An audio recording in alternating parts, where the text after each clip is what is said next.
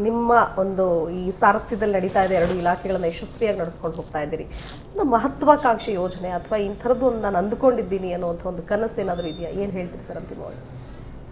ನನ್ನೊಂದು ಆಸೆ ಇದೆ, ಹಿಂದುಳಿದ ವರ್ಗದ ಹಾಸ್ಟೆಲ್ಗಳನ್ನು, ಹಿಂದುಳಿದ ವರ್ಗದ ಮಕ್ಕಳಿಗೆ ಒಳ್ಳೆಯ ಶಿಕ್ಷಣವನ್ನು ಕೊಡುವಂಥ ಯೋಜನೆಯನ್ನು ರೂಪಿಸಿದ್ದೀನಿ. ಅದು ಮುಂದಿನ ದಿನಮಾನದೊಳಗೆ ನನ್ನ ಆಸೆ ಇದೆ, ಅದನ್ನು ಹೇಳ್ತೀನಿ. ಬಟ್ ನಾನು ಒಂದು ಒಳ್ಳೆಯ ಉತ್ತಮ ಶಿಕ್ಷಣವನ್ನು, ಉತ್ತಮ ಹಾಸ್ಟೆಲ್ಗಳನ್ನು ಮಾಡಬೇಕು.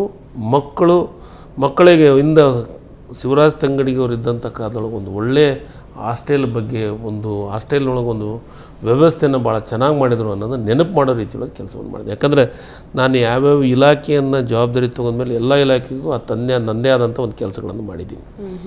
ಉದಾಹರಣೆ, ಕೆರೆ ತುಂಬಿಸೋ ಯೋಜನೆ ಇರ್ಬೋದು,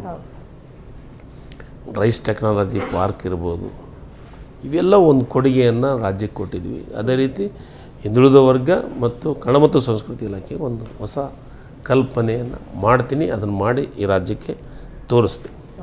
ಇಷ್ಟೊಂದು ಬ್ಯುಸಿ ಶೆಡ್ಯೂಲಲ್ಲೂ ಇವತ್ತು ನಮಗೆ ಸಮಯ ಕೊಟ್ಟು ಒಂದು ವಿಶೇಷವಾದಂತಹ ಇಂಟರ್ವ್ಯೂ ಮಾಡೋದಕ್ಕೆ ಅವಕಾಶ ಕೊಟ್ಟಿದ್ದೀರಿ sir. Thank you so much. ಧನ್ಯವಾದಗಳು. ನಮಸ್ಕಾರ. ನಿಮ್ಮ ಜಿ ಕನ್ನಡ ನ್ಯೂಸ್ ಚಾನೆಲ್ ಈಗ Sun direct number 292, U digital number 162, city cable number 51, GTPL number 17, Abhishek cable number 821, Rockline telecommunication number 51, Shri Basaveshwara cable number 60, Vinayaka digital number 53 ನೆಟ್ವರ್ಕ್ಗಳಲ್ಲಿ ಲಭ್ಯ.